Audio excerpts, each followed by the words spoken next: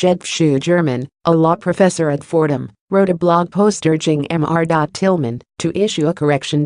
One might expect, Professor Shu German wrote, that when a brief before a court contains significant factual errors or misleading interpretations of evidence, the authors of that brief will offer to correct their briefs or retract the sections if they are no longer supported by the evidence.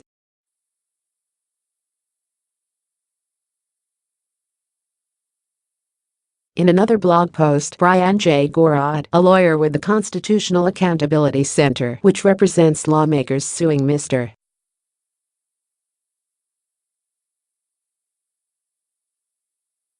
Trump, said Mr. Tillman's account was not accurate, not even remotely, so. 5 legal historians, including Professor Shu German, filed their own friend of the court brief.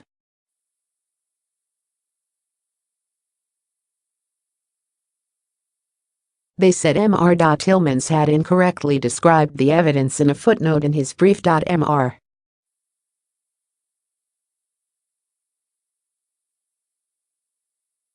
Tillman took none of this lightly. In a sworn statement last week, he repeated his original position. I stand entirely behind the above footnote, behind every sentence, every phrase, every word and every syllable, he wrote.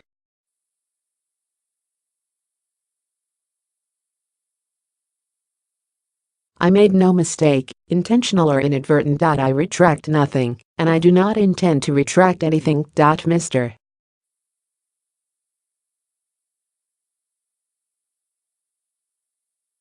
Tillman, who is represented by Josh Blackman, an energetic law professor and litigator, rounded up declarations from experts in founding era documents and on Hamilton.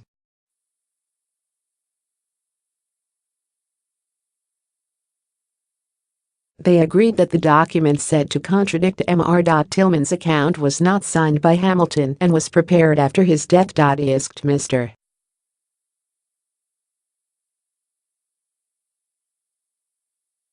Tillman's critics for their reactions. Professor Shu German responded with a public and personal apology. I am satisfied that Tillman and Blackman have provided support for their perspective on these documents, he wrote on his blog.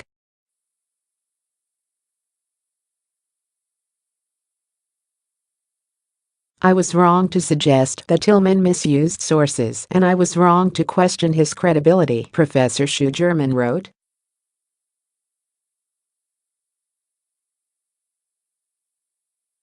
Tillman is a diligent, creative, intelligent and learned scholar who deserved more respect than the way I handled these exchanges.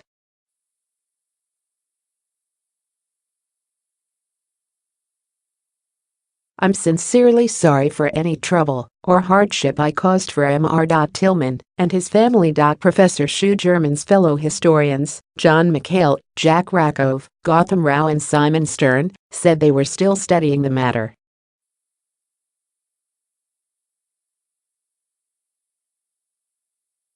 Ms. Gorod did not offer a direct response. While there is a fascinating academic discussion to be had about the provenance of these particular documents, and that specific discussion will surely continue, it's ultimately immaterial to what's going on in the courts, because at the end of the day, it is clear that the Foreign Emoluments Clause applies to the president, she said in statement.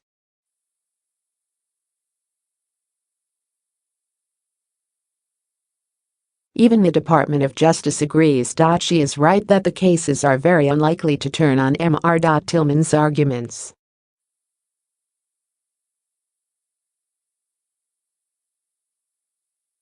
All of the parties, including Mr. Trump's lawyers, agree that the Foreign Emoluments Clause applies to the president.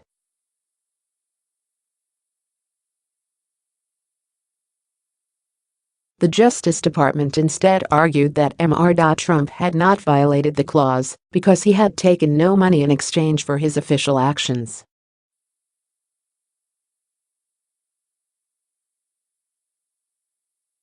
Mr. Tillman said the clause does not apply to the president in the first place, pointing to a 1793 document submitted by Hamilton, who was the Secretary of the Treasury.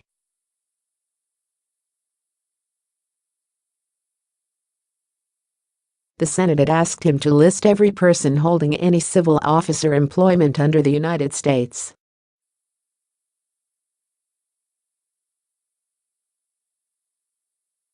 That language tracks, but is a little broader than what is in the emoluments clause, which was not the subject of the request.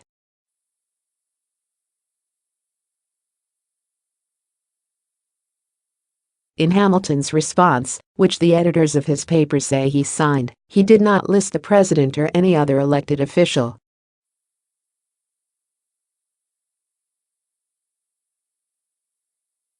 That is some evidence, though more than a little indirect, about what one of the framers of the Constitution thought about how broadly the emoluments clause swept.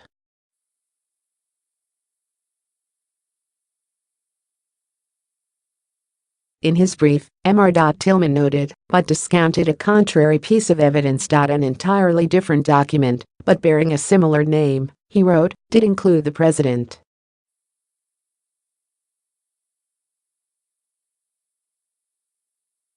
It was undated, not signed by Hamilton, and was drafted by an unknown Senate functionary.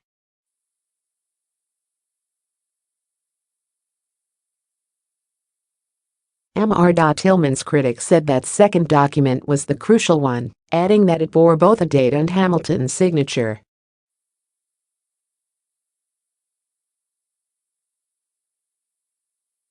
In court papers M.R. Tillman sought to file last week, he argued that the second document was a scrivener's copy, the antebellum equivalent of a photocopy, which was not signed by Hamilton.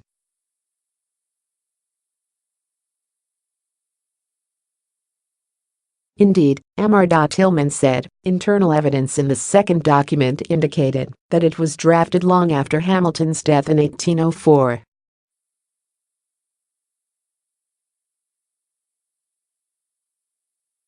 Judge George B. Daniels of the Federal District Court in Manhattan promptly rejected M.R. Tillman's request to file more papers, which, after all, concerned an issue that is not disputed between the parties.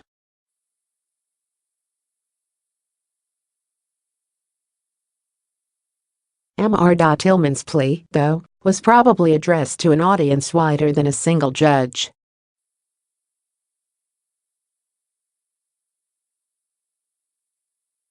It has yielded a gracious apology, and it has demonstrated a couple of things. The lawsuits are bitterly contested because they are important. And whatever the value of using indirect evidence to interpret the Constitution, the demands of historical research and vigorous legal advocacy can tug in different directions.